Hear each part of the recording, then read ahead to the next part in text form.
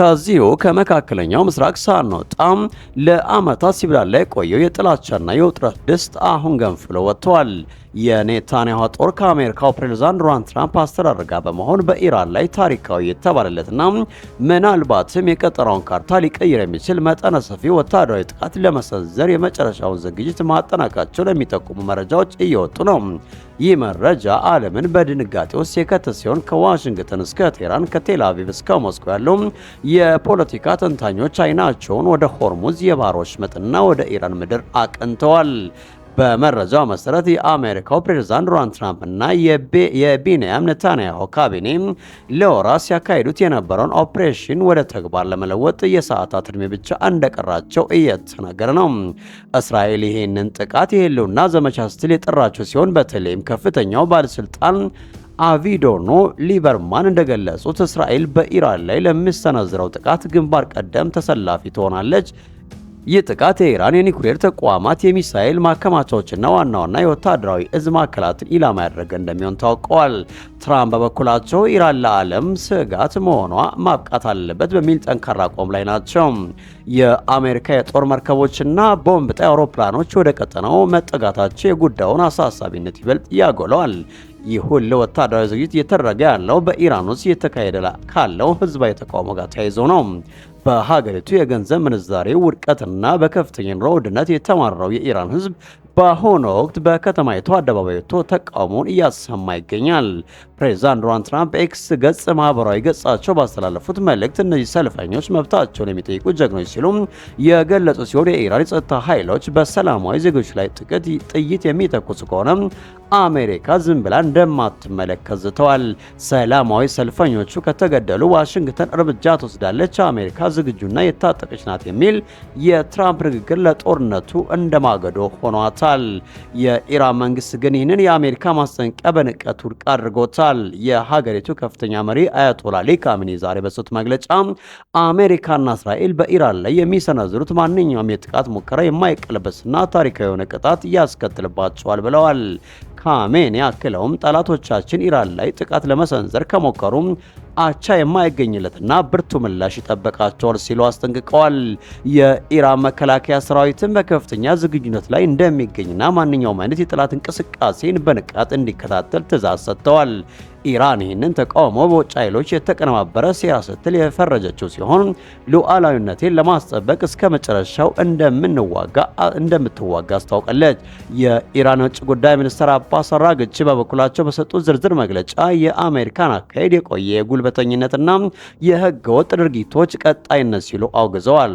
አራግቺ በተለይ ለፕሬዝዳንት ትራምፕ የሰጡት ምላሽ የኢራን የጦር ኃይሎች የት ላይ ማነጣጠር እንዳለባቸው በሚገባ ያውቃሉ ማለታቸው ጉዳዩን እጅግ አሳሳቢ አድርጎታል። የንግግር ኢራን በአካባቢው ያለው የአሜሪካ የጦር ሰፈሮችን፣ የነዳጅ መርከቦችን ወይም የእስራኤል ዋና ዋና ከተሞችን ኢላማ ልታደርግ እንደምትችል ከፍተኛ ስጋት ፈጥሯል።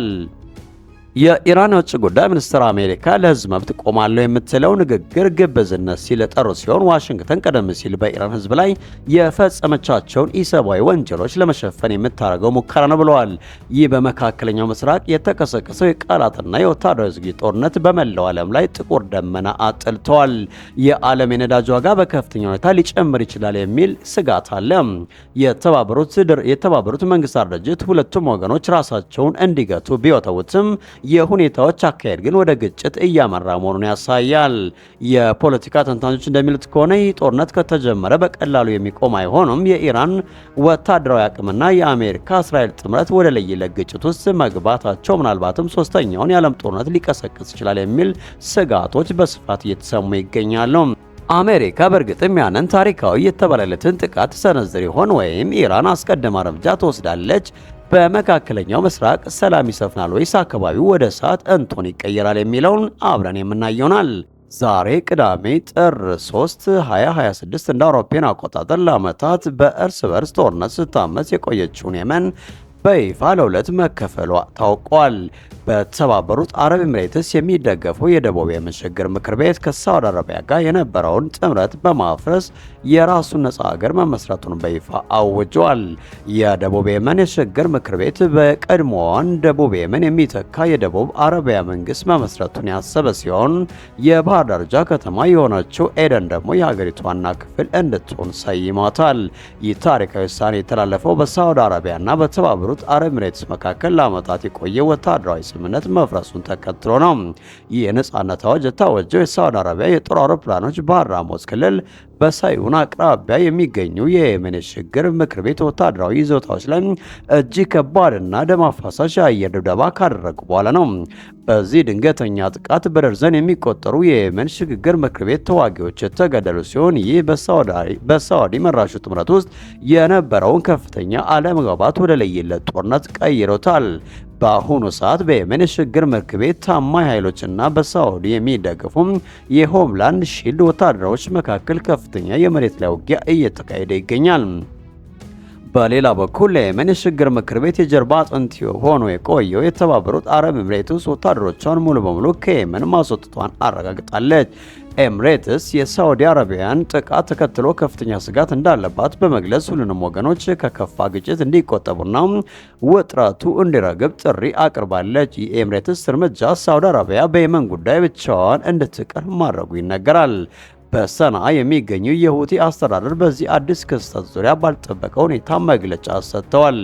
የሁቲ መሪዎች በየመን ወገኖች መካከል የሚደረገው የእርስ በርስ ግጭት እንዲቆም ጥሪ ያቀረቡ ሲሆን ትኩረታቸውም ከእስራኤል የሚመጣን ስጋት ለመመከትና ለጋራ ተቃውሞ ድርድር እንዲጀምሩ ፍላጎታቸውን ገልጸዋል።